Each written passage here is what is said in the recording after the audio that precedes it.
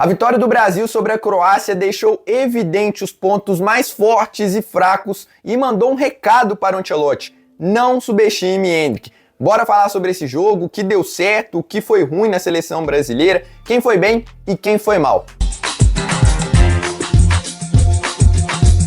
Começar falando sobre a escalação, aqui sem muitas coisas a pontuar. O Bento foi testado no gol, justo, bom teste também para o Ibanhas, o João Pedro entrando no lugar do Rafinha no comando de ataque, o Danilo vinha pedindo passagem no meio de campo e foi titular. A única coisa que eu discordo é a ausência do Bremer entre os 11, poderia ser uma boa oportunidade para ele ter mais rodagem, mais experiência na seleção, mais entrosamento com o Marquinhos. Eu sei que o Léo Pereira é canhoto e isso provavelmente pesou, mas o Bremer é bem mais jogador do que o Léo Pereira e na escalação inicial, somente isso me incomodou. Em relação aos nomes, eu confesso que eu tinha certo receio com o 4-2-4, mas que acabou não se concretizando, até porque não foi um 4-2-4 na prática. A gente vai chegar lá. Vamos falar sobre o jogo? Até começar sobre essa parte tática, foi muito mais um 4-3-3. Se você olhar o posicionamento médio dos jogadores, o Matheus Cunha, em vários momentos, ele foi muito mais um terceiro homem de meio campo do que um quarto homem de ataque. E isso, a galera fala assim, pô, nunca existiu um 4-2-4. Mentira! O Matheus Cunha, várias vezes, ele foi mesmo um segundo atacante, bem mais próximo ali do Vinícius Júnior. Então, nesse jogo específico, o Ancelotti entendeu que precisava de um Matheus Cunha mais recuado e fez assim. E o Matheus Cunha cumpriu muito bem essa função tática e o Brasil não foi tão prejudicado. Apesar que, em vários momentos nesse começo de jogo, a pressão foi muito mal feita. E aí, uma coisa que me chamou a atenção foi como que o Casemiro saltou para marcar os volantes da Croácia. E eu não sei se era uma tentativa até já combinada com o Ancelotti de tentar funilar ali, mas fato é que isso deu errado umas 2-3 vezes e a Croácia teve muito espaço para correr nas costas do volante. Então, isso foi um ponto muito preocupante no começo de jogo, assim como a saída de bola. De novo, eu contei. Foram 3 chutões do Bento, ou do Léo Pereira, ou de algum outro jogador da zaga, para o Vinícius Júnior, o que não faz sentido nenhum, né? Se você pelo menos vai rifar a bola, que rifa no João Pedro, que é um cara um pouco mais alto, que tem um pouco mais de jogo aéreo. Essa saída de bola talvez tenha sido o aspecto mais preocupante do Brasil nesses 2 amistosos. Inexistente, cara, inexistente. A gente vai falar aqui de pontos positivos também, mas um ponto que, principalmente no começo do jogo, que foi onde o Brasil teve um pouco mais a bola, a Croácia subiu a marcação, o Brasil não tinha movimentação, não tinha saída de bola. Poderia, por exemplo, um dos laterais ter puxado, e aí o Matheus Cunha recuava um pouco, o Casemiro ter entrado no meio dos zagueiros, o Brasil tentando fazer uma saída de bola num 4-2, e aí o Danilo tentando ir para um lado, para o outro, o Casemiro às vezes deixando de dar uma opção, e aí os zagueiros muito toque de lado, e aí chegava no lado também, os laterais não conseguiam achar os pontas. Então essa saída de bola no começo do jogo foi muito preocupante, mas a estratégia para mim tá bem clara, né? É sair em velocidade, é transição, e assim o Brasil conseguiu as melhores chances, tanto é que no primeiro tempo a gente faz o goleiro da Croácia fazer 3 belíssimas defesas, uma no chute do Danilo, outra no João Pedro e outra do Matheus Cunha, todas belíssimas defesas. Eu acho que até no João Pedro foi mais falha do João Pedro, acho que ele poderia ter tirado um pouco mais do goleiro, mas ainda assim foram 3 belas defesas do Livakovic. Então o primeiro tempo do Brasil foi muito bom. Assim, por mais que tenha tido essa saída de bola equivocada, o Brasil não sofreu hora nenhuma, não teve uma finalização com perigo da Croácia e chegou 3 vezes. Então foi um primeiro tempo mais consistente do Brasil, além de, claro, o gol. E o gol surge de 3 caras que jogaram muito bem. Primeiro, o Matheus Cunha, numa visão de jogo excelente, um passe de efeito, e ele já tinha feito isso, por exemplo, no gol contra a Coreia do Sul, que ele deixa o Vini na cara do gol, puxando contra-ataque, a mesma coisa. Impressionante como ele é bom nesse sentido. E aí o Vini fazendo o que ele faz de melhor, o que a gente espera que ele faz. Ele reduz a marcha, e aí com a perna esquerda ele tira do zagueiro no momento que ele dá o bote, finge que vai dar o cruzamento, breca e rola pro Danilo fazer um golaço. O Vini e o Danilo já tinham feito praticamente a mesma jogada antes, só que o Danilo tinha parado no goleiro. Dessa vez ele chutou mais forte, mais no canto e não teve chances pro Livakovic. Então o Brasil termina esse primeiro tempo vencendo, jogando bem, apesar desses problemas táticos de pressão na saída de bola e também na própria saída de bola. Acho que são os 2 aspectos que preocuparam nesse primeiro tempo, mas de forma geral o Brasil soube controlar os ímpetos da Croácia, não sofreu, criou 3 grandes chances e fez o gol. Então para mim o primeiro tempo não tem muito o que falar. Antes de chegar no segundo tempo, se você está curtindo esse vídeo, se você gosta aqui do canal, deixa o like, que é muito importante para o YouTube entregar esse vídeo para mais pessoas. E se você é novo por aqui, gosta de análises, de estatísticas, curiosidades, histórias, informações, Tudo que envolve a seleção brasileira eu trago por aqui, então sua inscrição é muito importante. Ativa o sininho de notificação aí também para continuar acompanhando. Bom, vamos falar aqui do segundo tempo. E aí, cara, eu acho que os grandes recados desse jogo aqui nem foram tanto coletivos, principalmente no segundo tempo. Por quê? Ali do primeiro aos 20 minutos, a Croácia fica tocando a bola de um lado pro outro, não chega, o Brasil também não faz muita coisa, às vezes um jogo picado, ninguém se destaca muito individualmente, o Luiz Henrique até tenta boas jogadas, eu vou falar individualmente depois dos melhores e dos piores, ele tenta alguma coisa ali, mas de forma muito isolada, o Brasil também não cria, e fica nessa, né, a Croácia ali se tocando bola de um lado pro outro e o Brasil se defendendo, e aí um elogio também que eu faço ao Ancelotti, impressionante como a defesa do Brasil melhorou quando ela tá postada.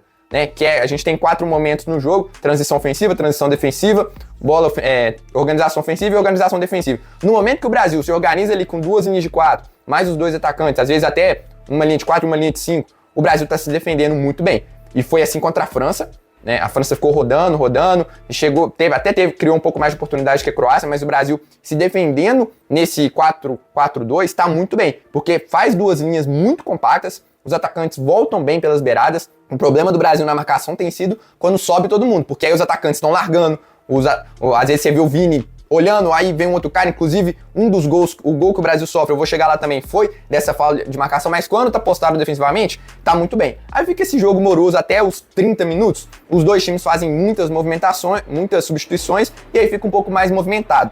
A Croácia tem uma boa oportunidade com o chute de fora da área ali pouco antes do gol, e aí chega o gol da Croácia. Como é que surge o gol da Croácia? Lateral para eles, o Brasil sobe a marcação para tentar afunilar ali, beleza. O que dá errado para surgir o gol da Croácia? O Fabinho, ele tava marcando o Fruk, que é quem dá assistência, só que aí na hora que a bola vem, não sei o nome do cara agora, mas é o jogador que o Léo Pereira tava marcando, o Fabinho larga o seu jogador e vai na bola. E aí dá o erro, porque na hora que o Fabinho larga o Fruk, o Andrei até percebe, só que aí o jogador tá vindo muito mais rápido e o Andrei não consegue alcançar. E aí Métodos da Croácia também conseguiu sair da zona de pressão e encontrou o Fruk sozinho, e o Fruk vai muito rápido pra dar essa bola no Maia, porque se ele demora um pouquinho, você prestar bem atenção no gol, o Marquinhos e o Danilo, eles têm reação de correr pra trás na mesma hora, só que o Maia vai muito bem, o Fruk ele vai muito rápido e dá a bola. Tanto é que eu nem acho que foi falha do Marquinhos nem do Danilo. Acho que as falhas nesse gol aqui são do Fabinho, sem querer ficar apontando o dedo, né?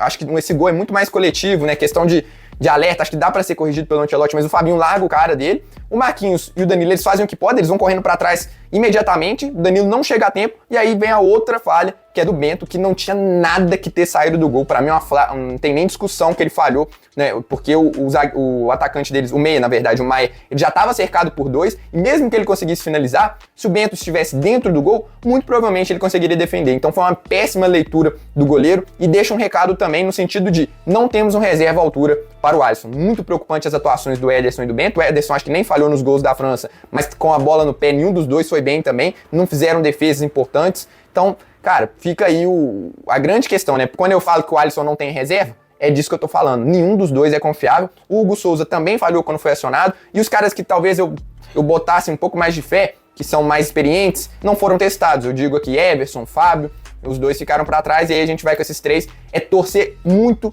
pro Alisson não lesionar, porque eu não confio nesses caras. Mas beleza, aí logo na saída de bola, o Brasil dá um chutão com o Bento, o Igor Thiago disputa, o Endrick se antecipa e sofre o pênalti. E aí, eu nem vou entrar muito no mérito se foi pênalti ou não, acho que foi bem discutível, mas assim, é amistoso, cara, eu não gosto de falar de arbitragem, acho que eu não marcaria, mas enfim, isso é o de menos. Aí vem um grande debate, né? Será que o Endrick deveria ter batido? Tem os dois lados da história, você dá moral pra quem sofreu pênalti, pra quem tá pedindo passagem, e o lado de que quem bate melhor é o Igor Thiago. Pra mim isso não tem discussão, vários gols de pênalti na Premier League, e olhando pelo lado do técnico, tô empatando, o meu melhor cobrador é o Igor Thiago, eu dar a bola pro Igor Thiago, né? Faz sentido. Ou também você poderia ter olhado e falado, não, o Endrick sofreu pênalti, o resultado aqui não importa tanto, deixa o Endrick bater. Eu acho que qualquer uma das decisões era justo. O Ancelotti e o Endrick, aí a gente pode discutir se é verdade ou não, mas o que foi dito pelos dois é que isso já estava pré-definido. O Ancelotti explica que o batedor seria o Matheus Cunha e sem ele em campo seria o Igor Thiago. O Endrick também falou que isso já tinha sido combinado, não se mostrou incomodado hora nenhuma, mas assim, pela postura que ele teve ali no campo, eu fiquei um pouco na dúvida, porque tem até uma hora que ele tá com a bola assim, ele olha pra trás e faz assim, tipo, questionando, assim, meio sem entender. Então, não tô querendo botar em prova aqui, mas a gente sabe como é futebol, né? Às vezes, pra proteger ali alguma situação, os caras podem simplesmente falar que já tava combinado. O Igor Thiago, por exemplo, ele não falou isso. Ele não falou que isso já tinha sido pré-estabelecido. Então, assim, eu acho que se criou uma tempestade muito grande, porque se o Endrick deveria ter batido ou não, eu entendo qualquer uma das duas. O melhor batedor é o Igor Thiago. Você quer ganhar um amistoso?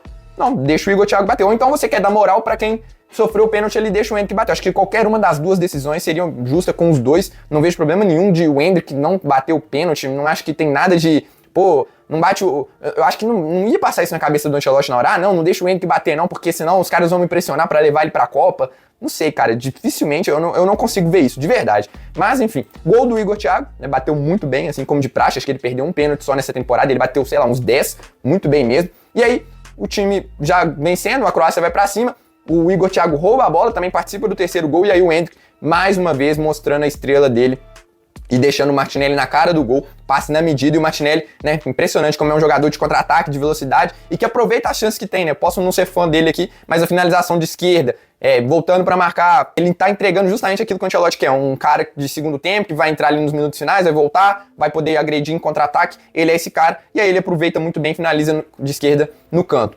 E aí os melhores, acho que tá muito claro aqui que, pra mim, o melhor em campo foi o Danilo, mas eu quero falar do Endrick primeiro, até pra pegar o gancho. O Endrick é impressionante, né? E aí eu não vou ser profeta do acontecido aqui, quem acompanha o canal já sabe o quanto que eu gosto do Endrick, eu sou fã, eu peço ele na seleção. Eu tava até vendo, cara, um Reels antigo que eu fiz, a estreia do Ancelotti, eu pedi o Endrick de titular da seleção. Olha pra vocês verem. E eu acho que ele nem tava jogando muito assim no Real Madrid, mas o tanto que eu sou fã do Endrick, porque ele é diferente. E os caras que são diferentes, você tem que tratar de forma diferente, tem que furar fila, tem que passar na frente. Ah, mas não foi convocado, tá chegando agora. Não interessa. Coloca o menino pra jogar, que ele vai te entregar. Olha pra você ver, em 15 minutos, o que ele entregou, sofreu um pênalti e deu uma assistência. E poderia ter feito mais se tivesse em campo mais tempo, porque ele é diferente, ele é um jogador geracional. Eu não tenho dúvidas disso, que provavelmente em 2030, a chance de ser ele o cara da seleção, o cara que a gente vai botar mais... Hoje é o Vinícius Júnior. Em 2030, o Endrick vai estar ali com 22, 23 anos.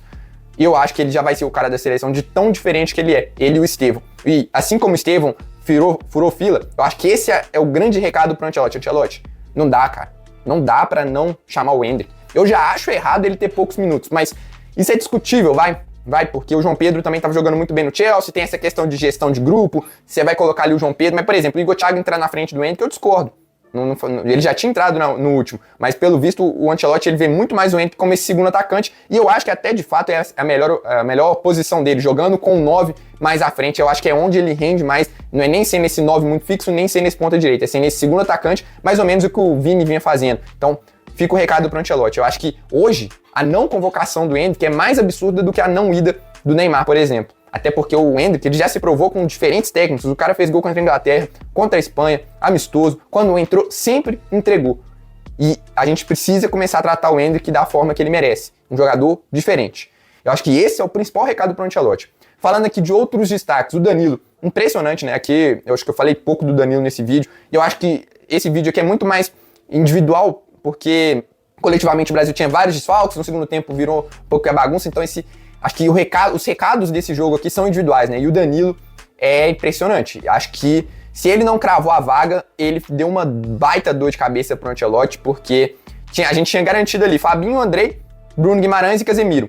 Aí agora eu já fico na dúvida se ele não vai abrir mão do Andrei, talvez para convocar o Danilo, ou se ele vai abrir mão do Paquetá para convocar o Danilo. Realmente, porque o Danilo ele deu uma dinâmica pro meio de campo muito maior do que do André. Até por questão de característica, o André é muito mais de passe curto, de desarme, o Danilo não, percorre o campo inteiro, chega muito bem à frente, tem uma finalização muito boa. Além do golaço, ele poderia ter feito outro gol, mas ele parou no goleiro, ajudou com desarme o tempo inteiro, no meio de campo, percorrendo de um lado pro outro, deu dinâmica também um pouco mais na saída de bola, invertendo o jogo, tentando passe vertical. Vou te falar, cara, é a mesma coisa do Luiz Henrique. O cara chegou, jogou muito. É difícil agora a gente, só se ele tiver uma queda de rendimento muito grande no Botafogo, pra gente falar assim, pô, não acho que eu convocaria o Danilo. Mas é discutível, acho que isso aí dá pra gente falar um pouco mais pra frente, mas de fato, o impacto que ele teve, tanto nesse jogo como contra a França, foi muito grande.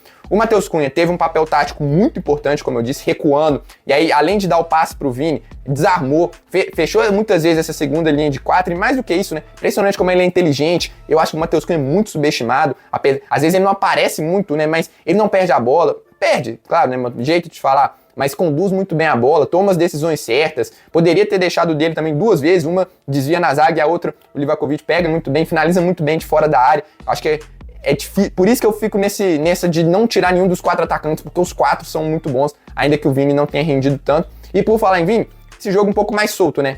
Sem tentar tanto, mas também sem errar tanto. Acho que ele tomou as decisões corretas, não teve tanto espaço para correr também, mas quando teve, fez aquilo que a gente espera. Muita maestria para deixar o Danilo na cara do gol, deu assistência, ainda não é o que a gente espera, ainda não é uma atuação de gala, mas muito mais próximo daquilo que o torcedor quer ver do Vini. E o Luiz Henrique também acho que é outro destaque desse jogo, foi muito bem pela ponta direita, falta ser um pouco mais, às vezes, efetivo, de tentar uma finalização, de cortar para dentro, de aparecer um pouco mais por dentro para tentar essa finalização, mas gerou 2 cartões amarelos, né? Então, também teve uma boa atuação como titular dessa vez, mas eu acho que até por essa questão de ser um pouco mais efetivo, o Estevão ainda está na frente na corrida, mas acho que já cabe um debate ali, dependendo dos momentos finais aí do Estevão na temporada, mas eu ainda acho o Estevão melhor do que o Luiz Henrique. Então, para mim, esses foram destaques. O Marquinhos também foi muito bem na zaga, muito seguro, muito bom quando a Croácia deu aquela pequena pressão no início do segundo tempo, o Marquinhos conseguiu rebater bem, o Léo Pereira ok também, enfim, não vou ficar falando aqui dos caras que foram mais ou menos.